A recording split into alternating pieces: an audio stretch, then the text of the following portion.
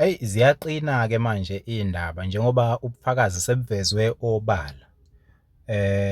UGeneral Khumalo useveze obunye ubufakazi ngomchunu obuhlanganisa yena umchunu uBrown Mokgotsi noKurt Matlala. Kuningi osekuvelile ukuthi labantu bobathathu banakho ukuxhumana nokusebenzisana kuyona yonke into abayenzayo. Njengoba nje ubufakazi obuvelile busaveza izinkulumo phakathi uBrown Mokgotsi kanye noSenzo Mchunu. Lezi zinkulumo zabo bobabili uBrown Mokgotsi ube esezithumelela uMatlala. Engxoxweni ezikhona phakathi kukaBrown Mokgotsi noMatlala kuyavela ukuthi uMatlala uyiboss kaMokgotsi. So uMokgotsi kuma-operation akhe kunjengongathi usuke esebenzela uMatlala bese yabuya eyoreport. Ngokubufakazi osebuvelile kokuningi nje uMokgotsi osuke ekhuluma kakhulu noSenzo Mchunu bese ethumelela uMatlala ukuthi sebekuphi nezingxoxo okungenzeka usuke ethunywe khona uyena uMatlala osaboshiwe njengamanje.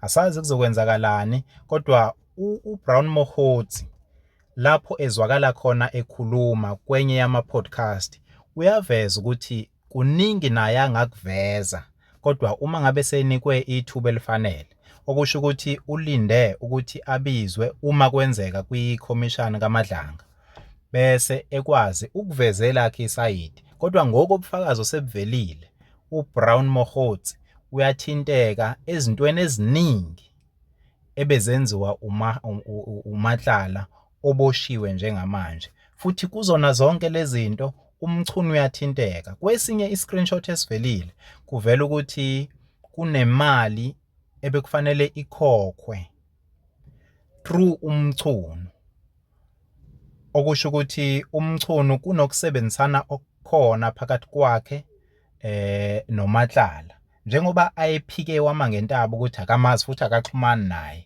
Kodwa ubufakazi obusavelile njengamanje kuningi okusazovela ngoba noNdonga wathi unobunye ubufakazi angeke abuveze lapha kwiCommission ngoba kusene-investigation eyenziwayo. Kuzothi uma iqeda ukwenziwa i-investigation ephinde nikezwa ithuba uNdonga bese buyavela lobo bufakazi. Ngiyacabanga bayobe sebefakazile nomchunu.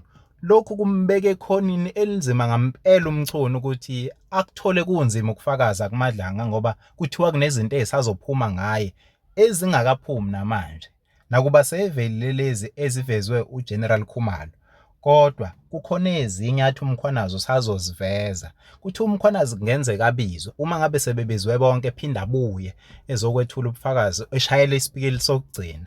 Yilokho okulindiwe nokwenza ukuthi kube nzima ngampela kumuntu osolwayo ukuthi afakaze uma ngabe senikwe ithuba okuwuSenzo Mchunu. Kuzoba nzima ukuthi afakaze aqede ngoba akona konke okubekwe etafuleni okuthiwa ikona konke akwenzile. Kukhona okunye okuthiwa kusangavela. Inkimbinkimbi solokhu silandela kodwa.